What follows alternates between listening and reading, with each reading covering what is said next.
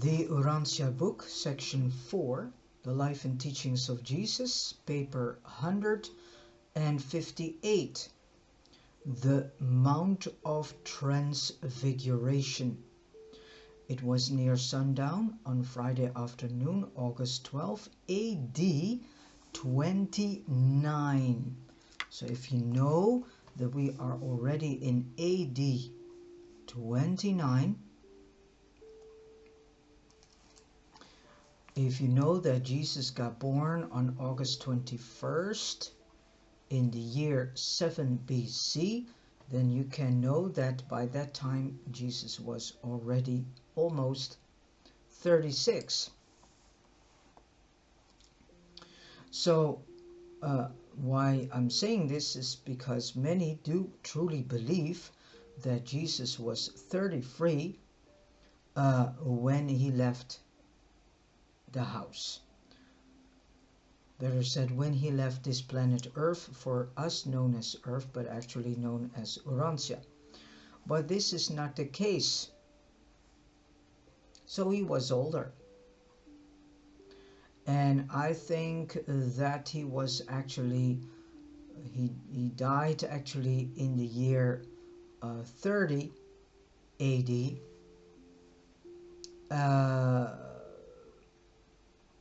And that makes that he was 36 and a half years almost when he died.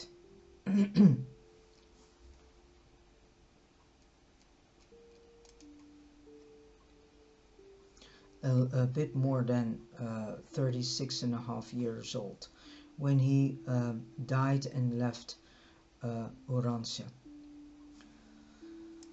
I continue. When Jesus and his associates reached the foot of Mount Hermon, near the very place where the lad Tiglath once waited while the Master ascended the mountain alone to settle the spiritual destinies of Urantia, and technically to terminate the Lucifer rebellion. Tiglath was a guy that was traveling with Jesus when he got baptized, and then he went into 40 days of complete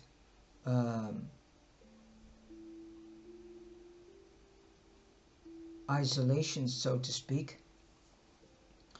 And this Tiglath, young boy, he made sure that, and here it comes, that Jesus had over that period enough food. So twice per week this guy made sure that Jesus had fresh food to eat, and he laid that on a specific place. And so this takes out the whole story of the Bible, where it is being said that Jesus did fast for 40 days and 40 nights. In the entire life and teachings of Jesus so far, I did not read any moment that he was well and consciously doing a fast. He just twice forgot to eat when he was in such a deep state of communion with the Paradise Father, whom we know as God the Father, that he just forgot to eat. So that is not a real idea of fasting. The reason why many Nazarene or Nazareers, whatever you want to call them, but anyways, the group where John the Baptist was part of was a Nazarene or Nazarene group. The majority of these people could not come along with Jesus' teaching. Why? Because he was not preaching enough about fasting and praying. Nowadays, we hear many people say that, oh, you need to do as many as possible times of fasting. So we now know where this comes from. This comes from the Nazarene group of people that have survived time, and they are still there, and they try to dominate the rest.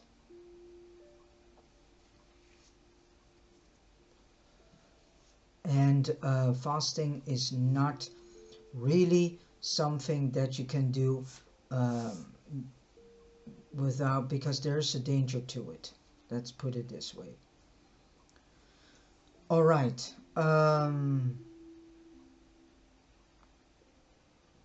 And another story that is right now being incorrect in the Bible, it is being stated that Jesus was tempted by a being called the devil, or also in some Bibles it's called the devil, in others it's called Satan. Well, anyways, Jesus got never tempted by these beings, and what he actually did on Mount Hermon was making sure that these beings, their time was ended. And so the end of the Lucifer rebellion came. But we are still in the last contractions of this. We are dealing with rebellionists. And as long as people do not want to see this and still are finger pointing to whatever organization, government, or so on, they do not understand that they are dealing with rebellionists who are doing their utter best to make sure that the rest of God's people, God's children, are doing the same. So don't buy into all these ridiculous agendas and point of views, because these rebellionists are most of the time operating from a mindset of a 6-year-old. And so with this said, they don't know what they're doing. And they do not oversee the consequences, the long-term consequences of their actions. Not even do they oversee the short-term consequences of their actions. In a general way, Jesus knew beforehand what was to transpire on the mountain, and he much desired that all his apostles might share this experience. It was to fit them for this revelation of himself that he tarried with them at the foot of the mountain. But they could not attain those spiritual levels which would justify their exposure to the full experience of the visitation of the celestial beings so soon to appear on earth.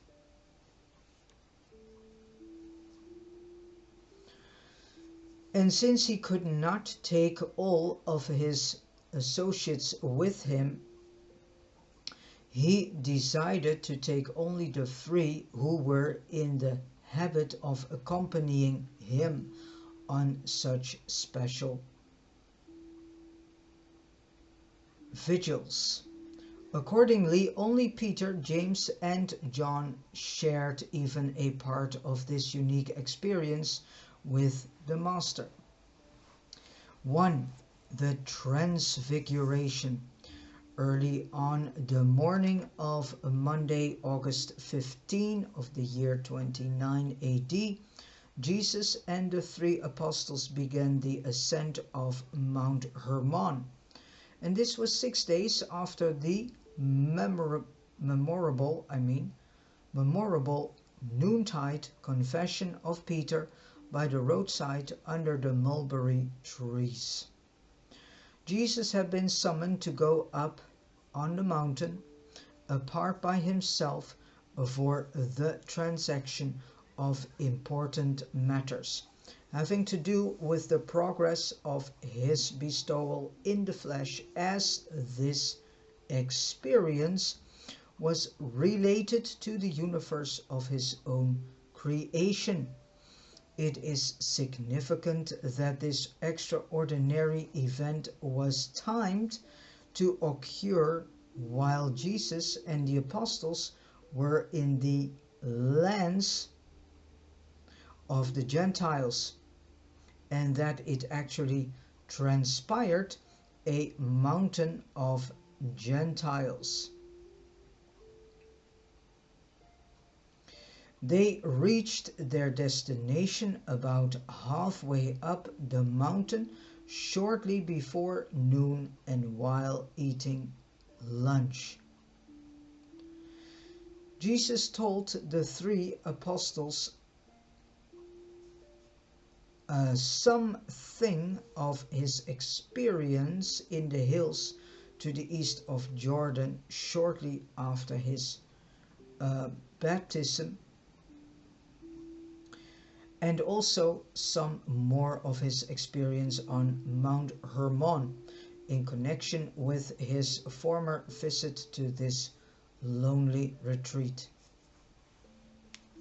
And so far, this Urantia book does not speak about watchers and so on. So, yeah, I think that is also then an incorrect interpreted understanding of the human mind. When a boy, Jesus used to ascend the hill near his home and dream of the battles which had been fought by the armies of empires on the plain of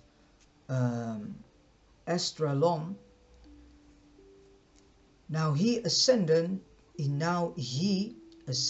Mount Hermon to receive the endowment, which was to prepare him to descend upon the plains of the Jordan to enact the closing scenes of the drama of his bestowal on Urantia. The master could have relinquished the struggle this day on Mount Hermon and returned to his rule of the universe domains, but he not only chose to meet the requirements of his order of divine sonship embraced in the mandate of the eternal Son on paradise, but he also elected to meet the last and full measure of the present will of his paradise Father. On this day in August, 3 of his apostles saw him decline to be invested with full universe authority. They looked on in amazement as the celestial messengers departed, leaving him alone to finish out his earth life as the Son of Man and the Son of God. The faith of the apostles was at a high point at the time of the feeding of the 5,000, and then it rapidly fell almost to zero. Now, as a result of the Master's admission of his divinity, the lagging faith of the 12 arose in the next few weeks to its highest pitch. To undergo a progressive decline, the third revival of their faith did not occur until after the Master's resurrection. It was about 3 o'clock on this beautiful afternoon that Jesus took leave of the 3 apostles, saying, "I go apart by myself for a season to communion with the Father."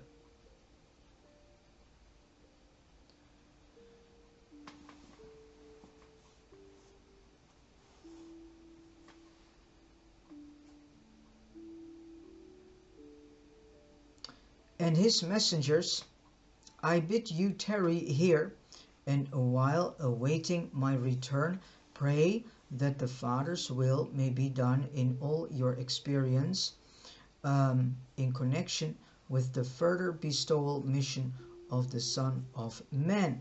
And after saying this to them, Jesus withdrew for a long conference with Gabriel and the Father Melchizedek, not returning until about 6 o'clock. When Jesus saw their anxiety over this prolonged absence, he said, "Why were you afraid? You well know I must be about my Father's business. Wherefore do you doubt when I am not with you? I now declare that the Son of Man has chosen to go through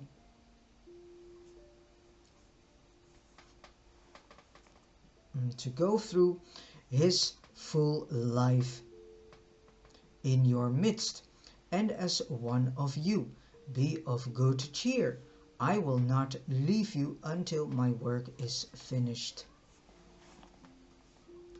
As they partook of their meager evening meal, Peter asked the Master, "How long do we remain on this mountain away from our brethren?"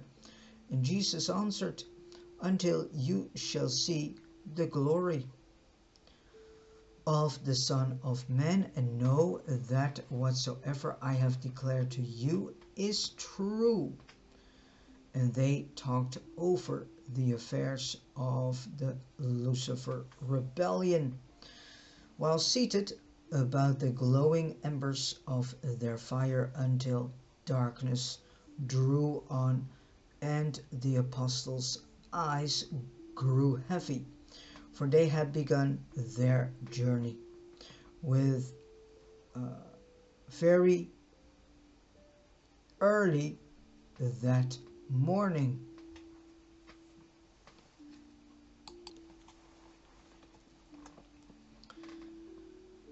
As they partook of their meager evening meal, Peter asked the Master, "How long do we remain on this mountain away from our brethren?"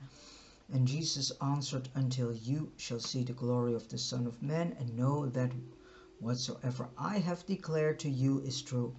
And they talked over the affairs of the Lucifer rebellion, while seated about the glowing embers of their fire, until darkness drew on and the apostles' eyes grew heavy, for they had begun their journey very early that morning. I had to repeat this again. When the three had been fast asleep for about half an hour, they were suddenly awakened by a nearby crackling sound, and much to their amazement and consternation, on looking about them, they beheld Jesus in intimate conversation with two brilliant beings, clothed in the habiliments of the light of the celestial world.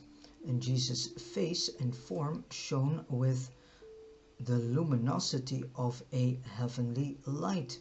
These three conversed in a strange language, but from certain things said Peter erroneously conjectured that the beings with Jesus were Moses and Elijah. In reality, they were Gabriel and the Father Melchizedek.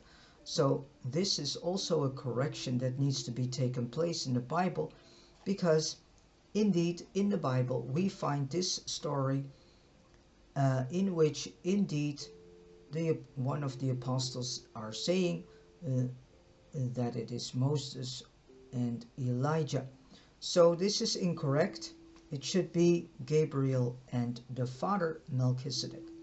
The physical controllers had arranged for the apostles to witness this scene because of Jesus' request.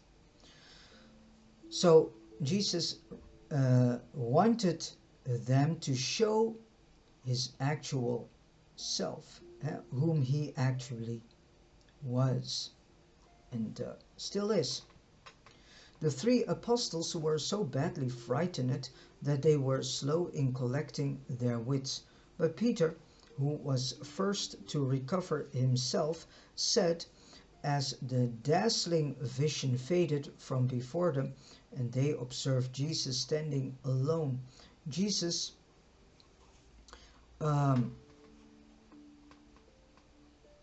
Master, it is good to have been here.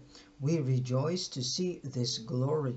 We are loath to go back down to the inglorious world.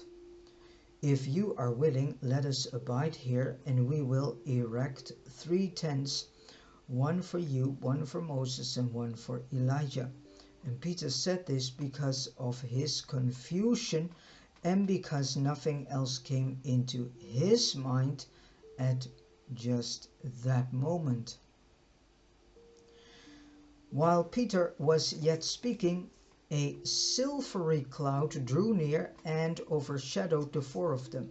The apostles now became greatly frightened as they fell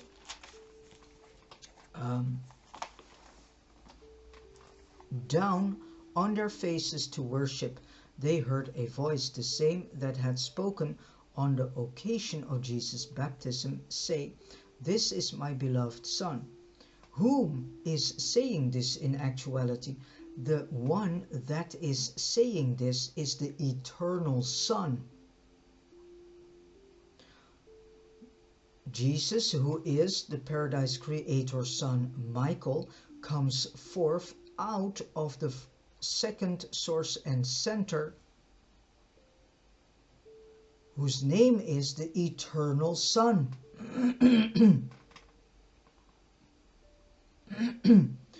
The Paradise Creator's son, Michael, is the bestowal, manifestation of the Eternal Son, who is in the exact image of the Paradise Father. So the voice that was speaking, that was the voice of the Eternal Son, who is the second source and center in the Trinity, from which the Paradise Creator's son, Michael, whom we know as Jesus of Nazareth, is coming forth from. I continue, "Give heed to him." And when the cloud vanished, again was Jesus alone with the 3, and he reached down and touched them, saying, "Arise, be not afraid, you shall see greater things than this." But the apostles were truly afraid. They were a silent and thoughtful trio as they made ready to descend the mountain shortly before midnight.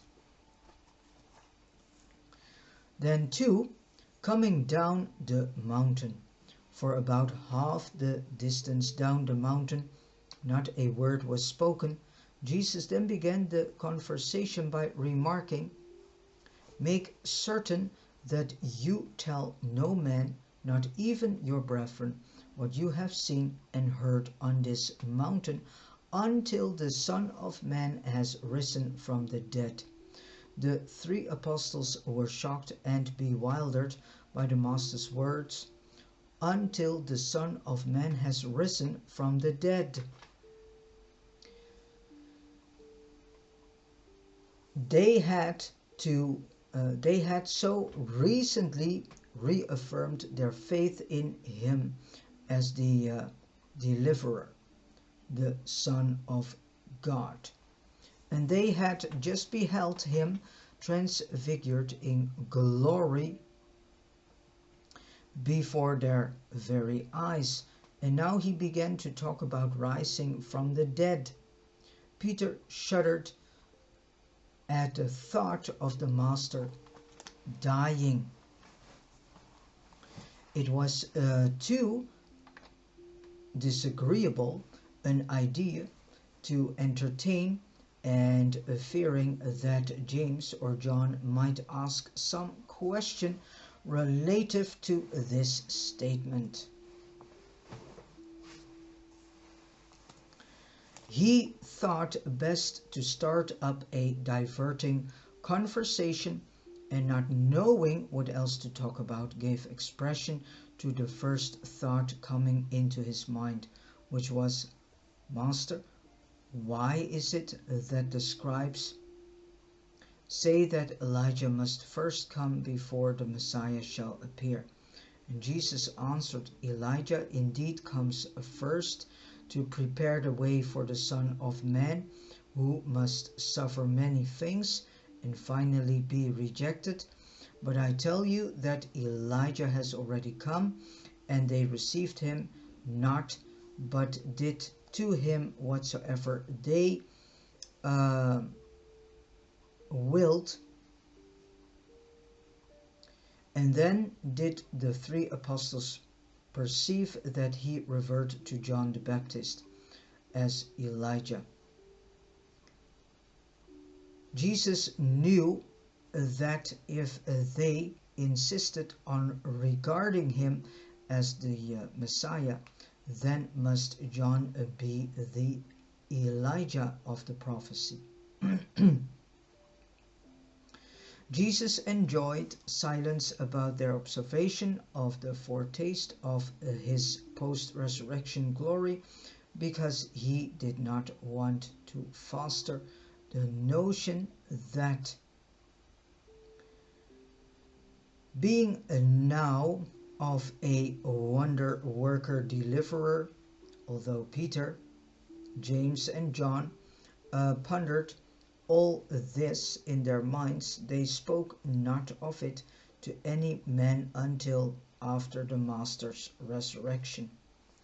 As they continued to descend the mountain, Jesus said to them, "You would not receive me as the Son of Man, therefore have I consented to be received in accordance with your settled determination.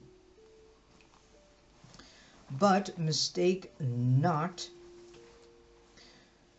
the will of my Father must prevail. If you thus choose to follow the inclination of your own wills, you must prepare to suffer many disappointments and experience many trials.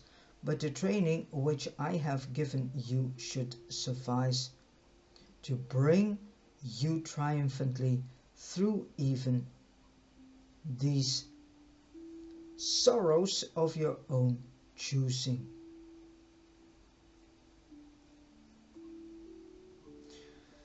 Jesus did not take Peter, James and John with him up to the Mount of the Transfiguration because they were in any sense better prepared than the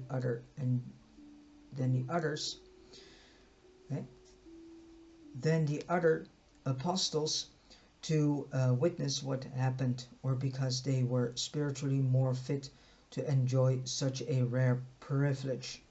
Not at all. He well knew that none of the 12 were spiritually qualified for this experience.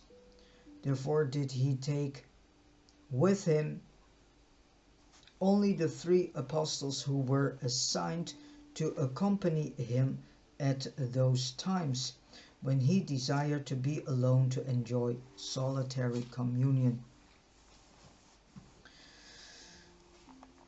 3. Meaning of the Transfiguration. That which Peter, James and John witnessed on the Mount of Transfiguration was a fleeting glimpse of a celestial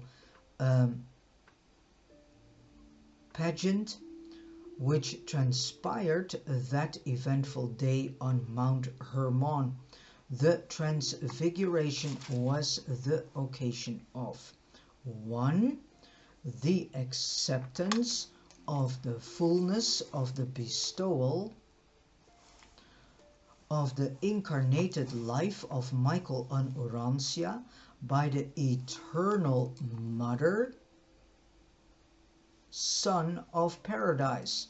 by the eternal Mother, Son of Paradise, as far as concerned the requirements of the eternal Son. Jesus had now received assurance of their fulfillment, and Gabriel brought Jesus that assurance. And 2, testimony of the satisfaction of the infinite Spirit as to the fullness of the Urantia bestowal in the likeness of mortal flesh. The universe representative of the infinite Spirit, the immediate associate of Michael Unselfington and his ever-present co-worker, on this occasion spoke through the Father, Melchizedek. Jesus welcomed this testimony regarding the success of his earth mission presented by the messengers of the eternal Son and the infinite Spirit, but he noted that his Father did not indicate that the Urantia bestowal was finished, only did the unseen presence of the Father bear witness through Jesus. Personalized adjuster, saying, "This is my beloved Son, give heed to him." And this was spoken in words to be heard also by the 3 apostles. After this celestial visitation, Jesus sought to know his Father's will and decided to pursue the mortal bestowal to its natural end. This was the significance of the transfiguration to Jesus.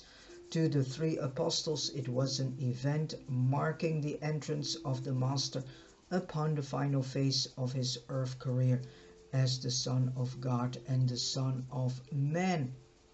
After the formal visitation of Gabriel and the Father Melchizedek, Jesus held informed converse with these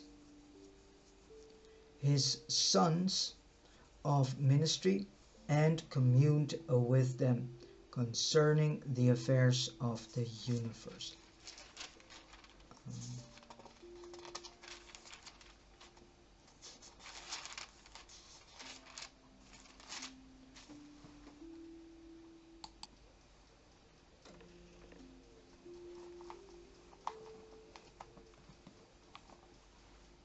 The epileptic boy, point 4. It was shortly before breakfast time on this Tuesday morning when Jesus and his companions arrived at the apostolic camp. As they drew near, they discerned a considerable crowd gathered around the apostles and soon began to hear the loud words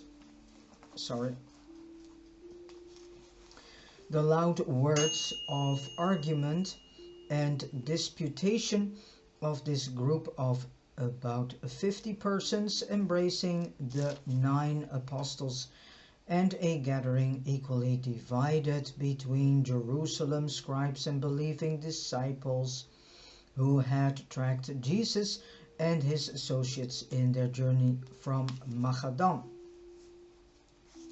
Although the crowd engaged in numerous arguments, the chief controversy was about a certain citizen of Tiberias who had arrived the preceding day in quest of Jesus.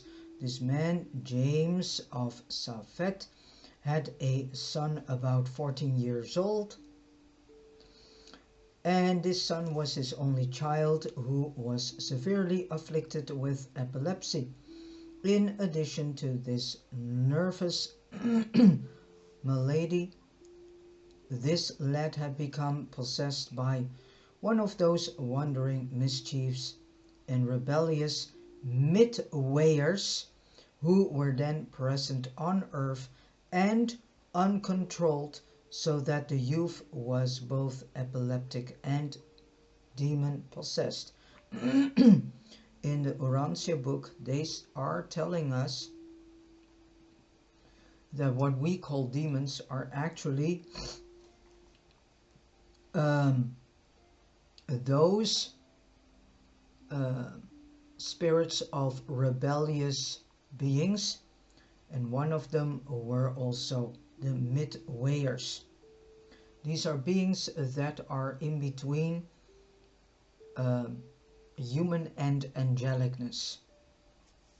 So that's why they are called midwayers. They are partially celestial because they also can be unseen, and they are actually the bridge also between humans and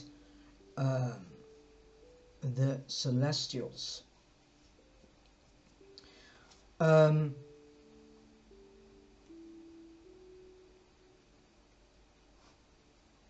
And they are the type of celestials that can manifest themselves also, so that you can see them.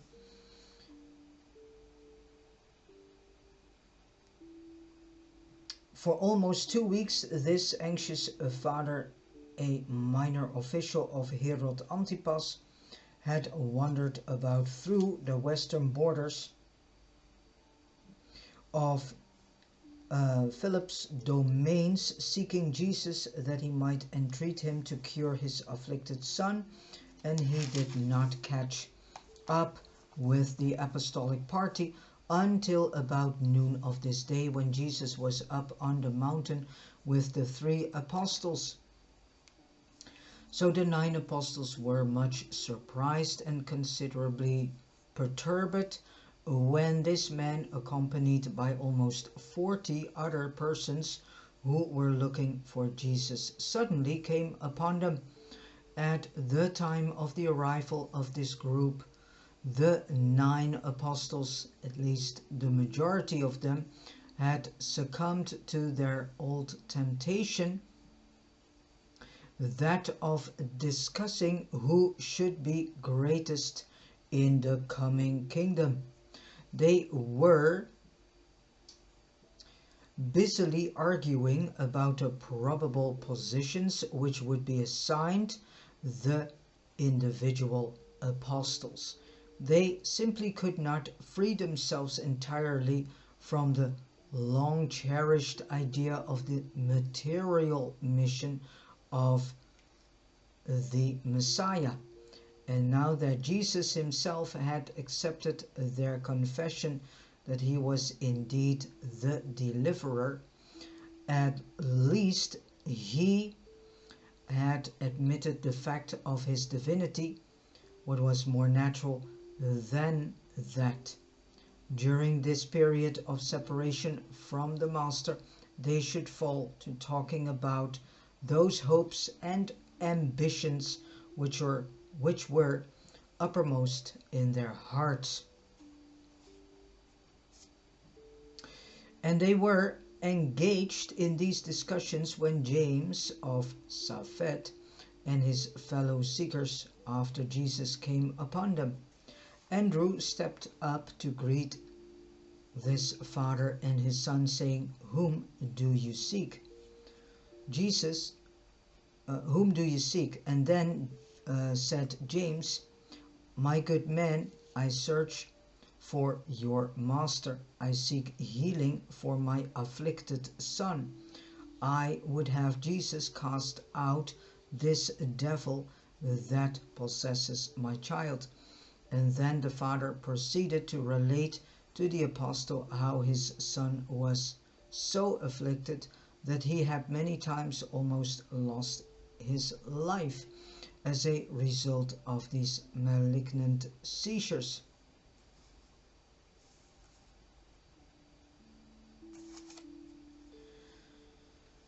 As the apostles listened, Simon Zelotes and Judas Iscariot stepped into the presence of the Father, saying, "We can heal him. You need not wait for the Master's return. We are ambassadors of the kingdom. No longer do we hold these things in secret.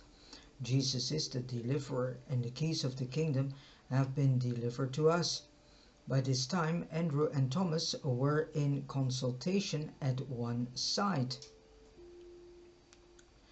Nathanael and the others looked on the amazement. They were all aghast at the sudden boldness, if not presumption, of Simon and Judas. Then said the Father, "If it has been given you to do these works, I pray that you will speak those words which will deliver my child from this bondage." Then Simon stepped forward, and placing his hand on the head of the child, looked directly into his eyes and commanded, "Come out of him, you unclean spirit, in the name of Jesus, obey me." But the lad had only a more violent fit, while the scribes mocked the apostles in derision, and the disappointed believers suffered the taunts of these unfriendly critics. Andrew was deeply chagrined at this ill-advised effort and its dismal failure. He called the apostles aside for conference and prayer.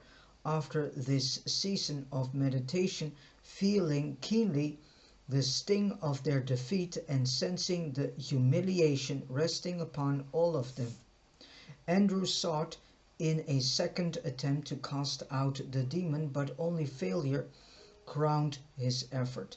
Andrew frankly confessed defeat and requested the Father to remain with them overnight or until Jesus' return, saying, "Perhaps this sort goes not out except by the Master's personal command."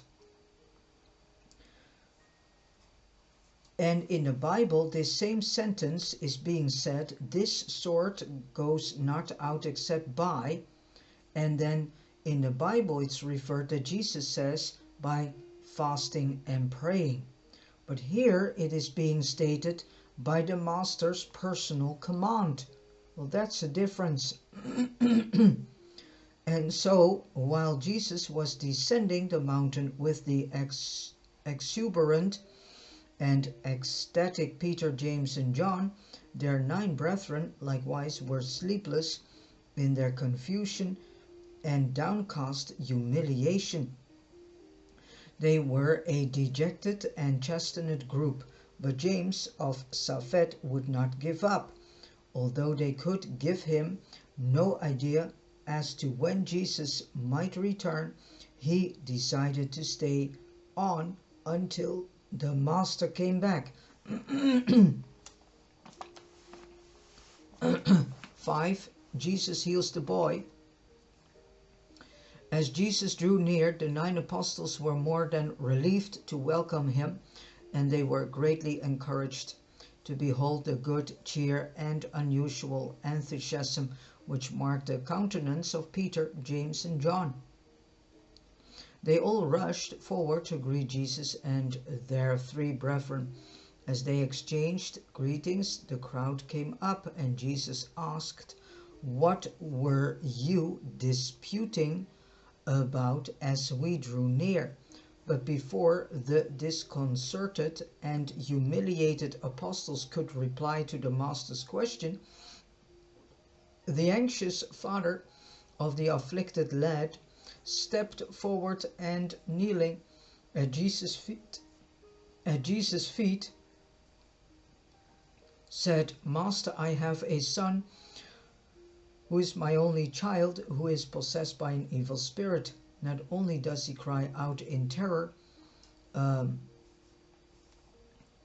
foam at the mouth, and fall like a dead person at the time of seizure, but oftentimes this evil spirit which possesses him tends him in convulsions and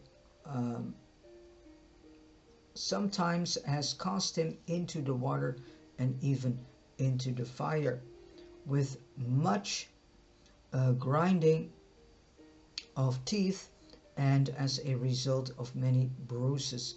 My child wastes away. His life is worse than death. His mother and I are a sad heart and a broken spirit.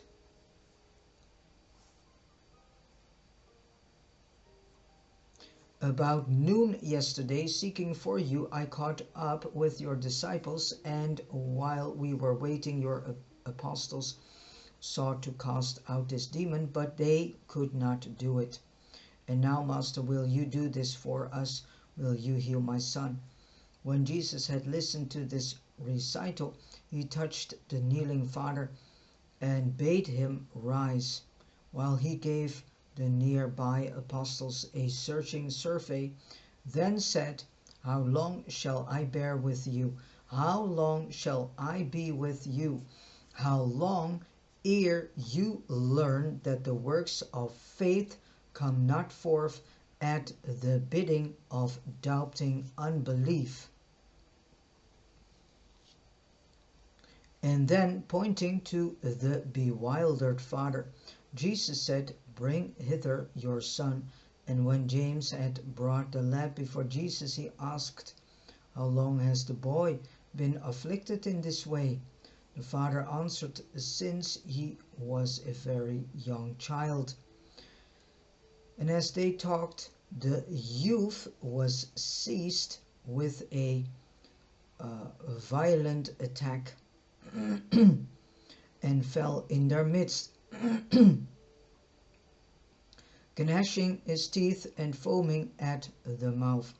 After a succession of violent convulsions, he lay there before them as one dead.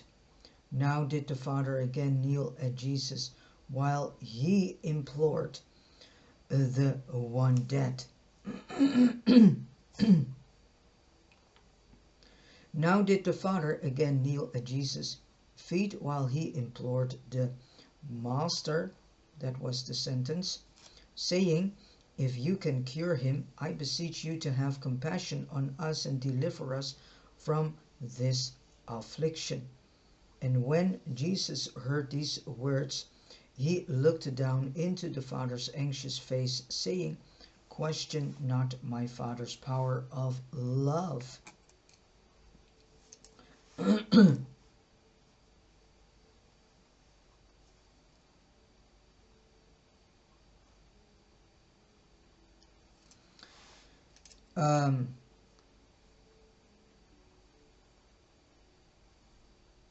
Only the sincerity and reach of your faith, all things are possible to him who really believes. And then James of Safed spoke those long to be remembered words of commingled faith and doubt. Lord, I believe, I pray you help my unbelief.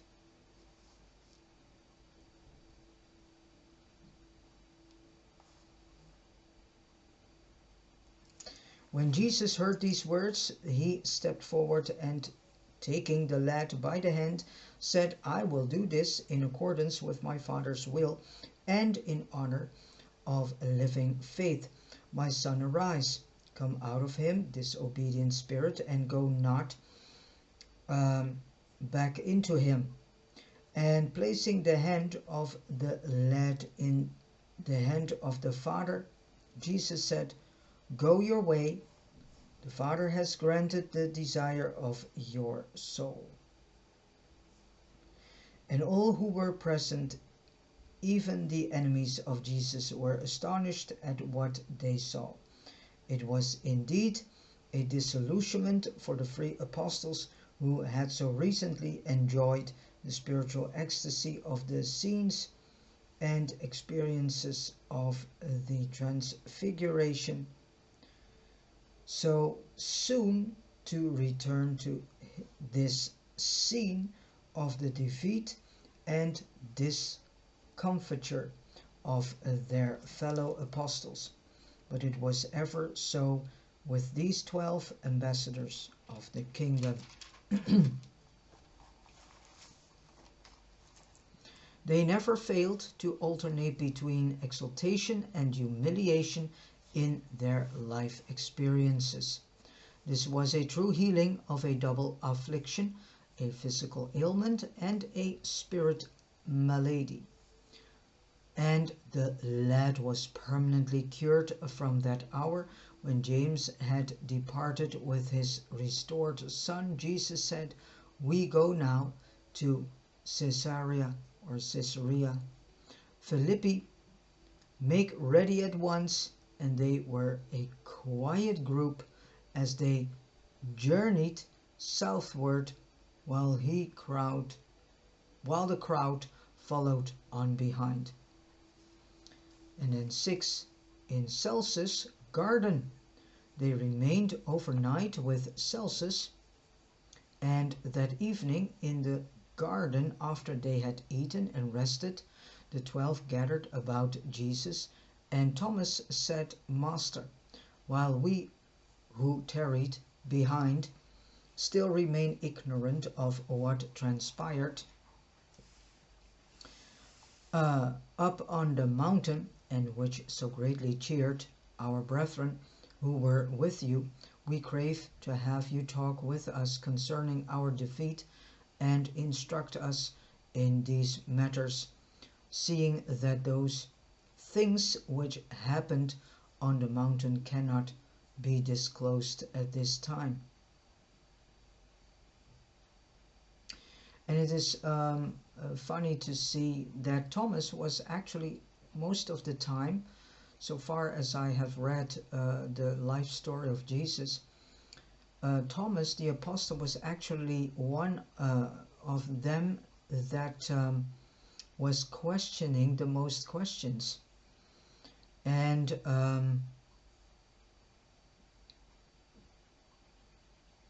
it is funny to see that in the Gospel of Thomas, and that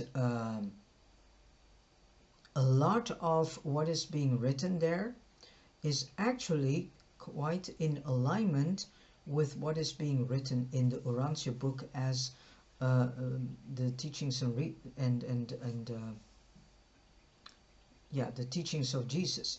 Many of the things in the Gospel of Thomas are sayings and teachings from Jesus, and you can read in the texts that it's said by Jesus. And in comparison with the Gospel of Philip, the Gospel of Philip is quite different than the one that is coming from Thomas. The Gospel of Thomas is far more closer to all the teachings and education that Jesus gave to his apostle disciples, so to speak, are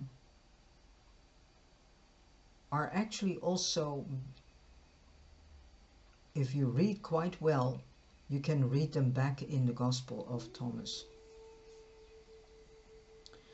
And Jesus answered Thomas, saying, "Everything which your brethren heard on the mountain shall be revealed to you in due season.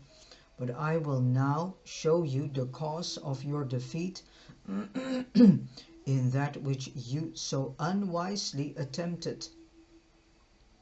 While your master and his companions, your brethren, ascended yonder mountain yesterday to seek for a larger knowledge of the Father's will and to ask for a richer endowment of wisdom, effectively to do that divine will.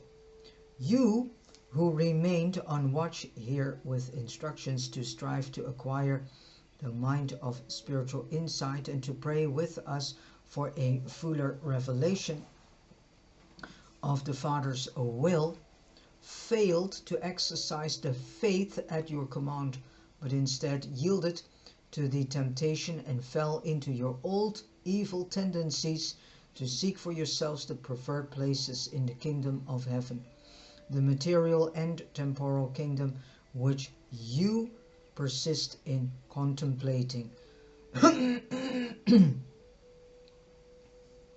And you cling to these erroneous concepts in spite of the reiterated declaration that my kingdom is not of this world. No sooner thus your faith grasp the identity of the Son of Man than your selfish desire for worldly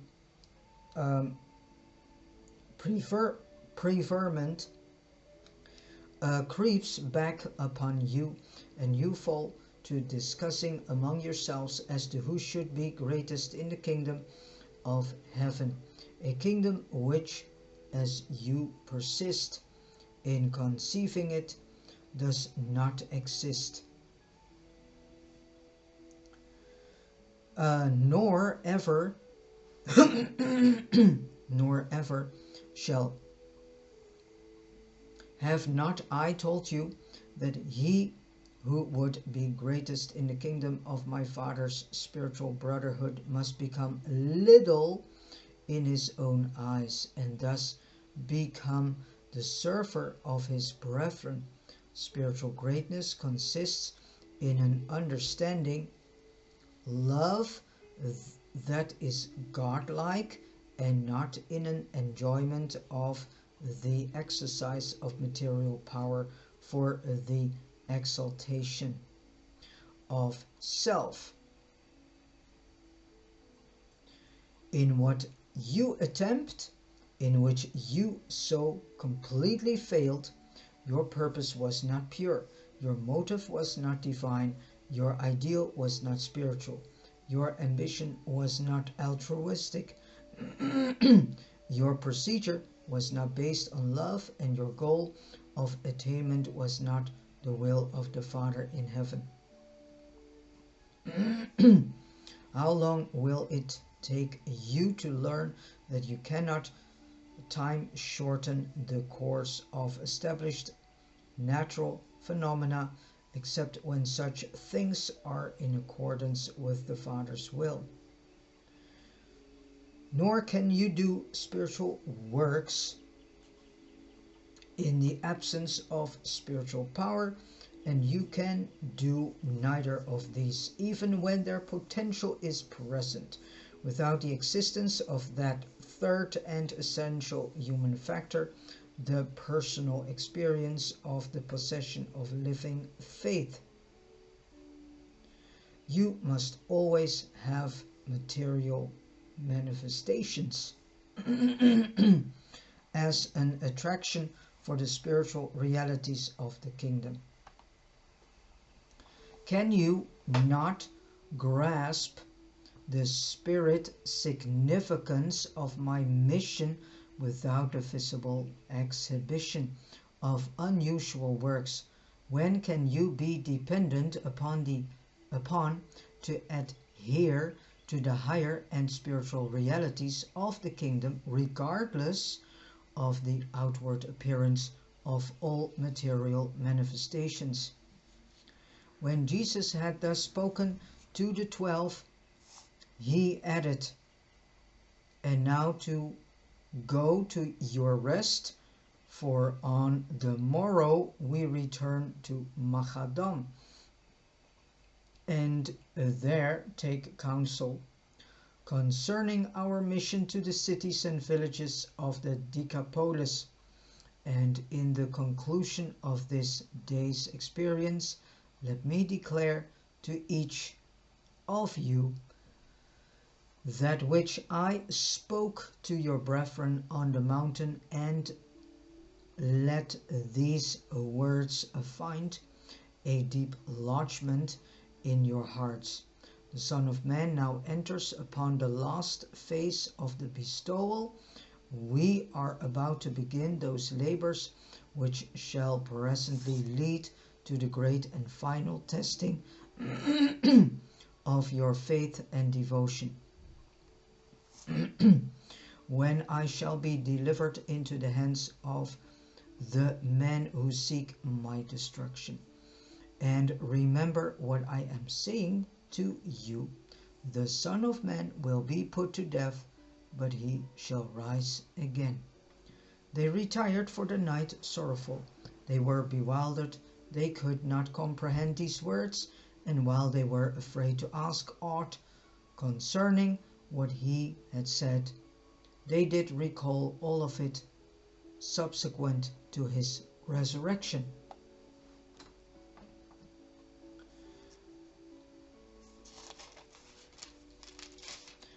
And point 7, Peter's protest.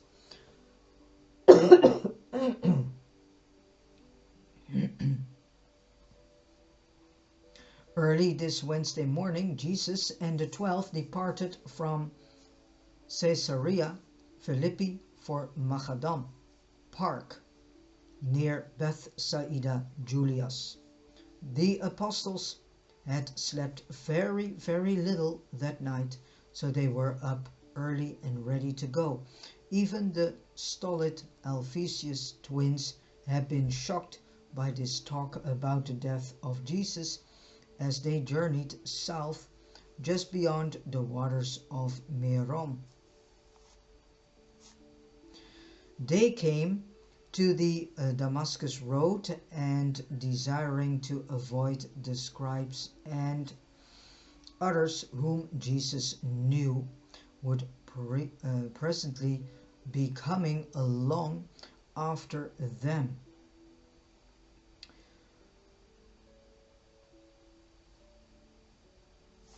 he directed that they go on to Capernaum by the Damascus road, which passes through Galilee.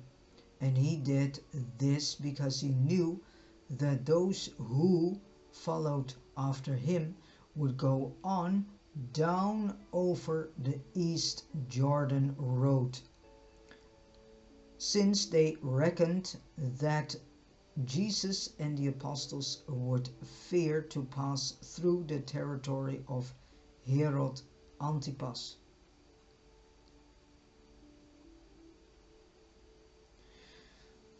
Jesus sought to elude his critics and the crowd which followed him, that he might be alone with his apostles this day. They traveled on through Galilee until well past the time for their lunch, when they stopped in the shade to refresh themselves, and after they had partaken of food, Andrew, speaking to Jesus, said, Master, my brethren do not comprehend your deep sayings. We have come fully to believe that you are the Son of God, and now we hear these strange words about leaving us, about dying. We do not understand your teaching. Are you speaking to us in parables? We pray you to speak to us directly and in undisguised form. In answer to Andrew, Jesus said, My brethren, it is because you have confessed that I am the Son of God that I am constrained to begin to unfold to you the truth about the end of the bestowal of the Son of Man on earth. You insist on clinging to the belief that I am the Messiah, and you will not abandon the idea that the Messiah must sit upon a throne in Jerusalem. Wherefore do I persist in telling you that the Son of Man must presently go to Jerusalem, suffer many things, be rejected by the scribes, the elders, and the chief priests, and after all this be killed and raised from the dead.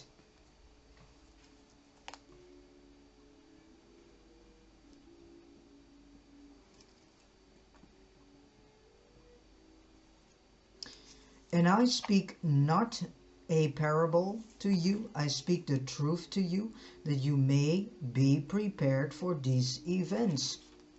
when they suddenly come upon us. And while he was yet speaking, Simon Peter, rushing impetuously toward him, laid his hand upon the master's shoulder and said, Master, be it far from us to contend with you, but I declare that these things shall never happen to you. Peter spoke thus because he loved Jesus, but the master's human nature recognized in these words of well-meant affection the subtle suggestion of temptation that he changes his policy of pursuing to the end his earth bestowal in accordance with the will of his paradise Father. And it was because he detected the danger of permitting the suggestions of even his affectionate and loyal friends to dissuade him that he turned upon Peter and the other apostles, saying, Get you behind me, you savor of the spirit of the adversary, the tempter. When you talk in this manner, you are not on my side, but rather on the side of our enemy. In this way do you make your love for me a stumbling block to my doing the Father's will. Mind not the ways of men, but rather the will of God. So this is something, this is a very valuable teaching.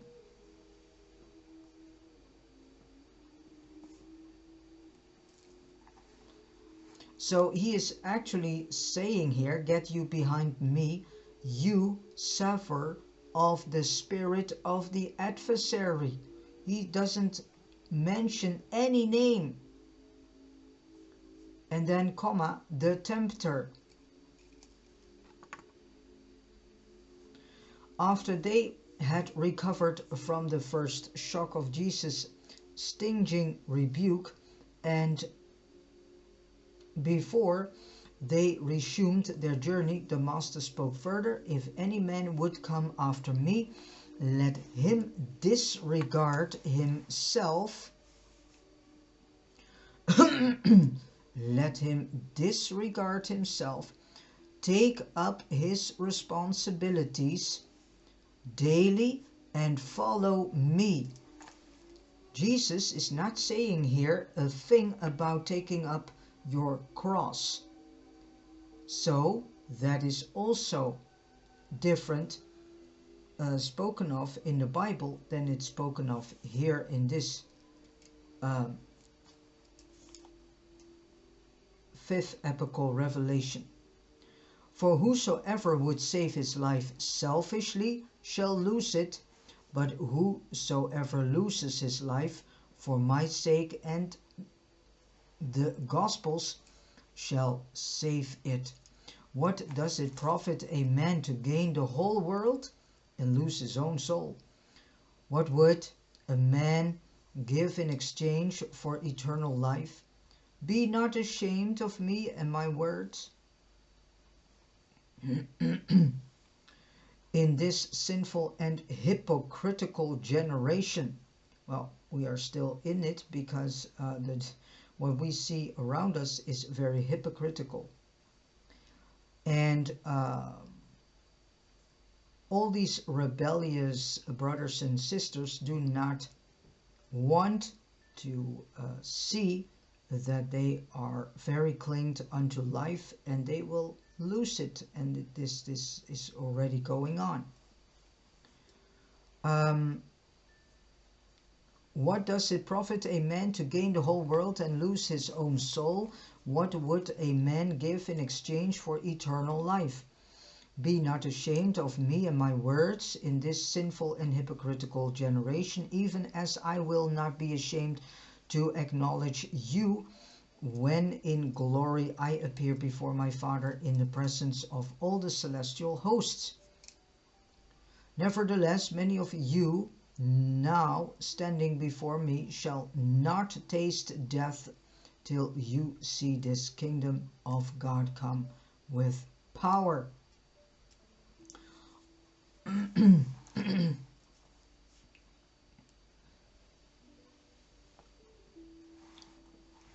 And thus did Jesus make plain to the 12 the painful and conflicting path which they must treat if they would follow him. What a shock these words were to these Galilean fishermen who persisted in dreaming of an earthly kingdom with positions of honor for themselves. But their loyal hearts were steered by this courageous appeal, and not one of them was minded to forsake him. Jesus was not sending them alone into the conflict, he was leading them. He asked only that he bravely follow.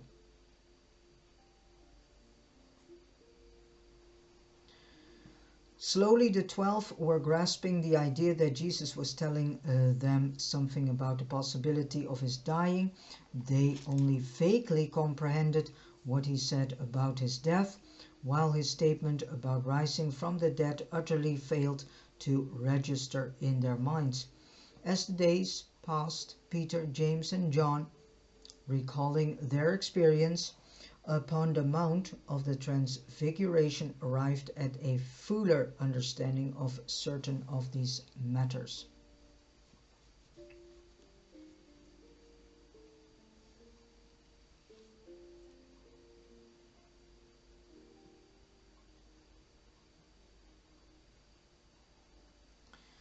In all the association of the 12 with their master, only a few times did they see that flashing eye and hear such swift words of rebuke as were administered to Peter and the rest of them. On this occasion, Jesus had always been patient with their human shortcomings, but not so when faced by an impending threat against the program of implicitly carrying out the Father's will regarding the remainder of his earth career.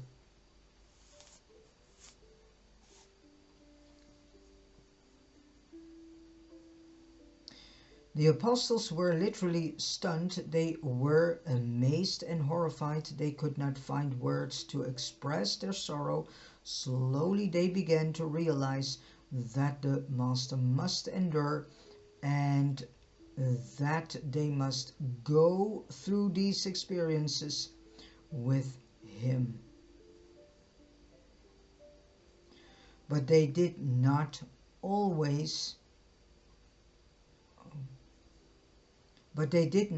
awaken to the reality of these coming events until long after these early hints of the impending tragedy of his latter days. In silence, Jesus and the 12 started for their camp at Magadan Park, going by way of Capernaum as the afternoon wore on. Though they did not converse with Jesus, they talked much among themselves while Andrew talked with the Master. And then the last, point 8, at Peter's house. Entering Capernaum at twilight, they went by unfrequented thoroughfares directly to the home of Simon Peter for their evening meal, while David Zebedee made ready to take them across the lake.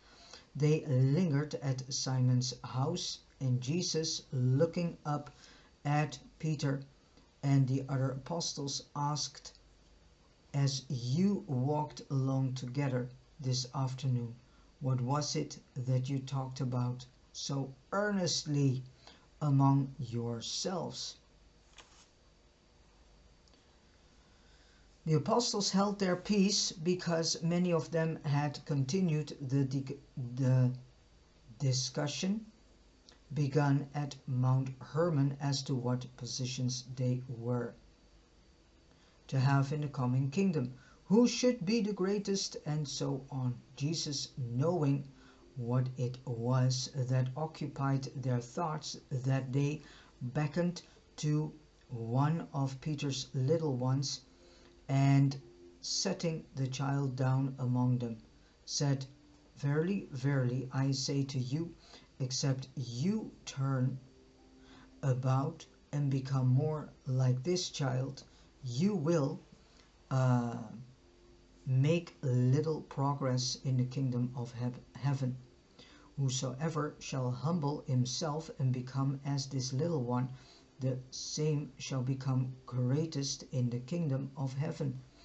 And whoso receives such a little one receives me, and they who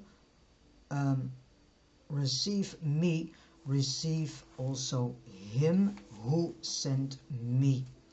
If you would be first in the kingdom, seek to minister these good truths to your brethren in the flesh. But whosoever causes one of these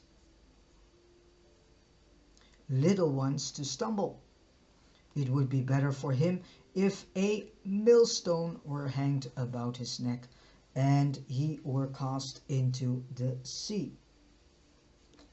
If the things you do with your hands or the things you see with your eyes give offense in the progress of the kingdom, sacrifice these cherished idols, for it is better to enter the kingdom minus many of the beloved things of life rather than to cling to these idols and find yourself shut out of the kingdom.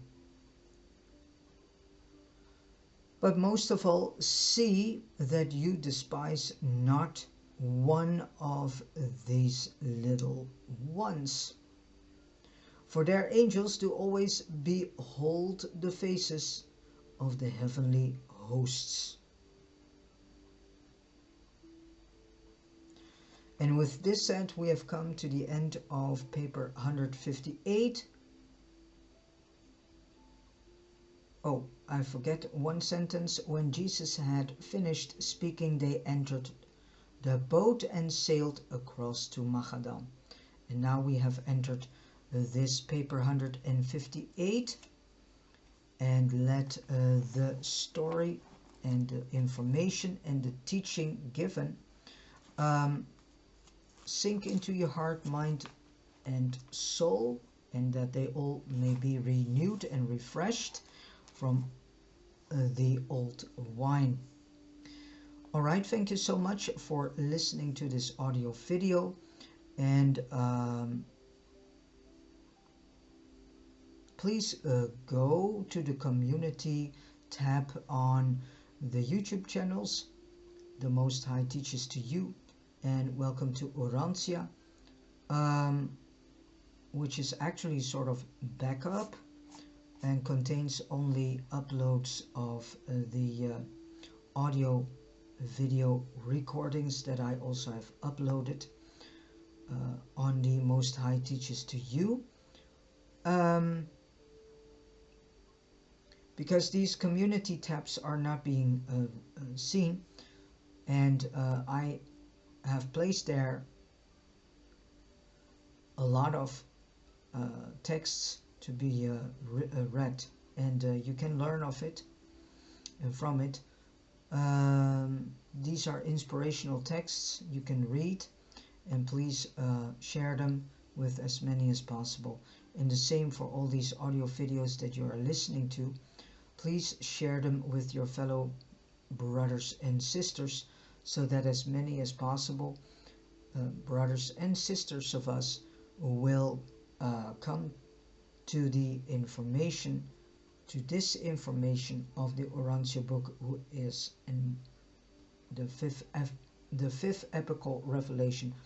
I'm quite tired because I'm reading since September last year, 3 to 4 chapters per day. I start early in the morning at 4 o'clock, and most chapters are almost 2 hours of reading, so that means 6 to 8 hours reading per day, not to mention then the uploading time and having them prepared into audio video and then uploading them.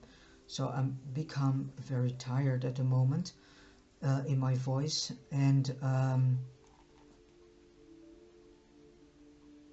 this information brings a lot of cleansing in my souls and in my heart and mind too. So all right, then you know this, and thank you so much for listening, and I wish you all a beautiful, stunning, loving day, and that all the things that you do and come out of your hands will be fruitful for each and every one around you, as well as for yourself. And God bless you.